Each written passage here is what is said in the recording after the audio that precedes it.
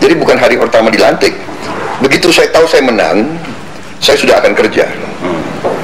Jadi katakanlah tanggal berapa saya tahu saya menang, ya sudah, saya akan kumpulkan tim saya. Satu, tim inti saya, mitra-mitra koalisi, ya kan, yang tokoh-tokoh pemimpin, kita bersama-sama akan menyusun kabinet. Sesudah itu, berbarengan dengan itu, tim pakar sudah mulai kerja memperbaiki program-program, strategi apa. Jadi bukan hari pertama dilantik, hari pertama tahu kita menang. Jadi sudah sah, kita masih dikasih waktu berapa bulan ya? Juli, Agustus, September. Jadi kita kan 2 bulan full, 60 hari kita sudah mulai kerja. Sehingga nanti mana yang akan Bapak prioritaskan? Sektor mana yang akan Bapak prioritaskan? Masalah kita ini adalah masalah yang besar. Jadi kita tidak bisa bilang satu sektor yang harus diprioritaskan. Pertama ya, yang saya harus dengan tim, kita harus evaluasi bagaimana caranya kita menghemat uang. Menghemat uang. Jadi di situ tantangan yang besar kita, bagaimana hal-hal yang tidak terlalu penting harus kita berani kita hemat. Untuk pertama. Kedua, kita harus tingkatkan penerimaan negara, ya kan. Keempat, kita harus tutup peluang-peluang kekayaan, potensi-potensi kekayaan yang hilang.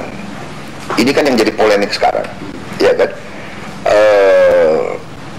Dalam hal ini semuanya itu baru kita terapkan strategi kita. Yang kita ingin Indonesia menjadi negara produktif. Tetapi yang paling utama kita harus selamatkan atau kita harus amankan adalah kita harus amankan pangan kita. Kita harus swasembada pangan. Kita tidak boleh impor pangan dan kita harus kurangi impor bahan bakar dari luar. Ini dua yang sangat penting. Ekonomi kita, selama kita impor pangan dan bahan bakar, ekonomi kita tidak kuat dan tidak mandiri. Jadi itu strategi besar saya. Kontrak karya baru kemudian belakangan. Apa itu? Kontrak karya dengan asing dan lain sebagainya. Itu saya kira itu tidak terlalu fundamental. Itu ternyata Pak Alvito ya, kalau kita hitung-hitung kekayaan kita begitu besar dan kebocoran-kebocoran itu kalau kita tutup, kita bisa dapat uang yang sangat besar sehingga kontrak-kontrak itu nanti secara alamiah aja kita hadapi gitu loh. Kenapa saya bertanya soal ini? Karena banyak orang yang berpikir bahwa ketika Bapak menjadi presiden, kemudian hal pertama yang dilakukan adalah itu. Apa itu? Ya, memperbarui kontrak karya dan lain sebagainya, karena ada kekhawatiran dari pihak asing Bapak akan menjadi presiden yang tidak friendly dengan mereka dan lain sebagainya. Saya kira itu sengaja dihembusi oleh orang-orang yang agen lagi. Iya. Jadi kan saya berkali-kali saya bilang di mana-mana, saya akan mempertahankan kepentingan nasional Indonesia.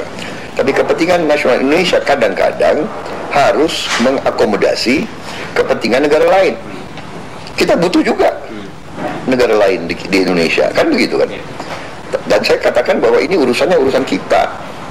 Ya dalam arti kebocoran anggaran itu kan di kita. Penggelembungan proyek, markup itu kan di kita. Kan begitu kan? Proyek-proyek yang gagal, jembatan nggak ada gempa jatuh sendiri, itu kan urusan kita, bukan urusan asing. Jadi ini bukan saya anti asing, tidak. Saya mengatakan, saudara-saudara, persaingan di dunia ini keras. Kalau kita nggak beres, kita akan kalah. Kan begitu. Jadi bukan soal kontrak-kontrak kita akan hormati. Kita nggak mungkin tidak hormati kontrak. Kan? Saya kalau kontrak yang tidak adil, boleh dong kita renegosiasi. Kenapa tidak boleh? Boleh. Antara perusahaan sama perusahaan minta renegosiasi boleh. Kan begitu. Saya menggunakan istilah mitos barangkali. Saya tidak tahu, mungkin ada istilah yang tepat untuk itu. Mitos yang mengatakan bahwa seorang presiden Indonesia terpilih yang akan menjadi presiden secara legitimate harus mendapat dukungan proper dari kekuatan-kekuatan asing. Bapak percaya dengan itu? Ya kalau begitu untuk apa kita merdeka, Pak? Ya udah kita minta aja negara asing tentukan. Daripada capek-capek kau kirim aja deh presidennya dari kamu. Iya kan? Di rental. Nah, iya. Atau kau umumkan aja deh petunjuk, benar kan? Saya tidak percaya itu. Saya tidak percaya itu. Ya kan, banyak negara ternyata memilih pemimpin-pemimpin mungkin yang tidak disukai oleh kekuatan-kekuatan tertentu.